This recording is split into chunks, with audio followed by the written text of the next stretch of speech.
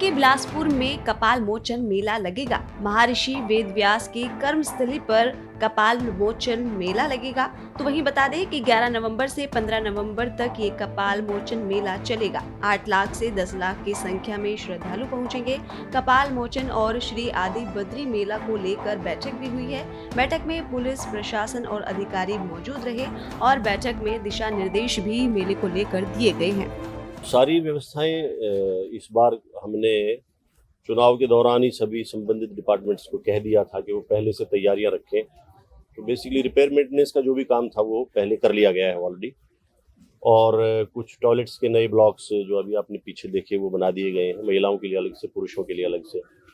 पिछली बार मेरे संज्ञान में ये आया था कि एक आध जगह जहाँ पे महिलाएं स्नान करती, महिलाओं के घाट हैं, वहाँ कुछ पर्दादारी अच्छी नहीं थी और ताक झांक रहती थी। तो वहाँ परमानेंट स्ट्रक्चर्स बना दिए गए हैं जो ताक झांक का कोई स्कोप ही ना बचे। और सुरक्षा व्यवस्था के दृष्टिगत सभी जो पहले इंतजामात थे उसके अलावा फालतू इस बार किए जा रहे हैं कि फोर्स भी हमने फालतू मंगवाई है जो बाहर से आएगी। डीएम साहब ने अभी जैसे आपको बताया कि इसके लिए एक तो आप ही कह रहे हैं खुद के थर्ड आई का इंतजाम है, मचान्स बनाई जा रही हैं। उसके अलावा हमारे जो नाके हैं सेक्टर वाइज पुलिस डिस्ट्रीब्यूट की गई है, पेट्रोलिंग है, बीच में वो पैदल पेट्रोलिंग है। कई जगह ऐसी हैं कि जहाँ हमें ट्रैफिक को रोक देना है, वहाँ से क्रॉस नहीं होगा। ट्रैफिक अरेंजमेंट्स भी और इसी तरीके के लैंड ऑर्डर भी जो अरेंजमेंट्स हैं वो भी। और इसी को देखते हुए कि पिछली बार एहसास हुआ कि फोर्स कम है, उसको बढ़ा दिया गया।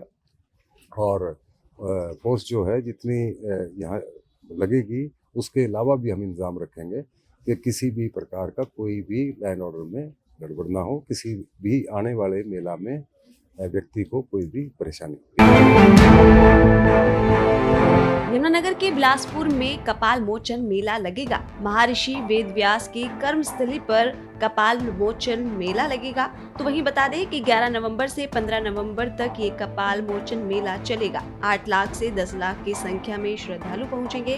कपाल मोचन और श्री आदि बद्री मेला को लेकर बैठक भी हुई है। बैठक में पुलिस प्रशासन और अधिकारी मौजूद रहे और बैठक में दिशा निर्देश भी मेले को लेकर दिए गए हैं।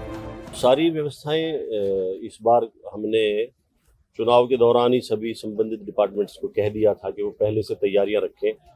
तो बेसिकली रिपेयर मेंटेनेंस का जो भी काम था वो पहले कर लिया गया है ऑलरेडी। और कुछ टॉयलेट्स के नए ब्लॉक्स जो अभी आपने पीछे देखे वो बना दिए गए हैं, महिलाओं के लिए अलग से, पुरुषों के लिए अलग से।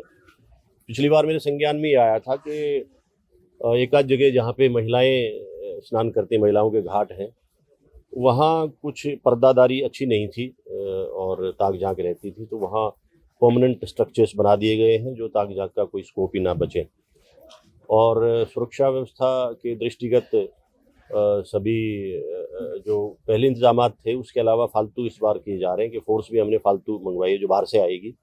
डीएम साहब ने अभी जैसे आपको बताया कि इसके लिए एक तो आप ही कह रहे हैं खुद के थर्ड आई का इंतजाम है, मचान्स बनाई जा रही हैं।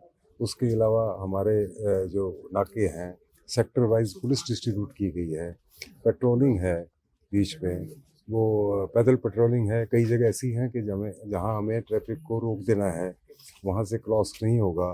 ट्रैफिक अरेंजमेंट्स भी और इसी तरीके के लैंड ऑर्डर भी जो अरेंजमेंट्स हैं वो भी। और इसी को देखते हुए कि पिछली बार एहसास हुआ कि फोर्स कम है, उसको बढ़ा दिया गया।